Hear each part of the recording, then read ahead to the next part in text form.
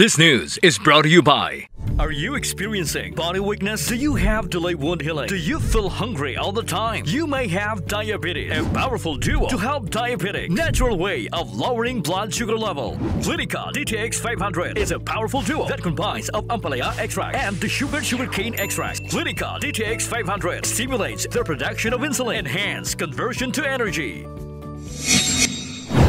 Daku ang nabulig sang license to own and possess firearms o kon Ltopf Caravan nga ginhimo sang Police Regional Office 6 o kon PRO6. Agod ni ma-confiscate ang mga loose firearms sa bugos nga Rehiyon sa Inaging payag ni PRO6 Director Police Brigadier General Leo Francisco sa interview sang Radyo Bandera Iloilo. Sunod sa direktor bangod sang mabasko nga kampanya batok sa hindi lisensyado nga armas nga ginapatuman sa mga kaprobinsyahanan sa Western Visayas, tigay nga na-confiscate ang linibo sini ka mga unit. Dugang pasang natungdan bangod nga lakip sa coverage ng Ltopf Caravan among pag-identify sa mga armas lutang nga wala sang lisensya, pag-surrender kag pag-inventory sini. Naibaloan nga nag-coordinate man sa mga local government units o kon LGU ang mga kapulisan.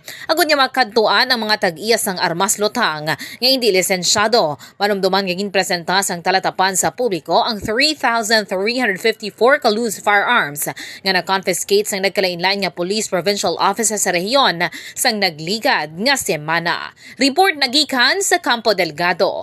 Ini si Kabandarang Alex Escalante. Nagabandera sang matuod-tuod nga serbisyo publiko kag kalingawan sa Iloilo. Radyo Bandera.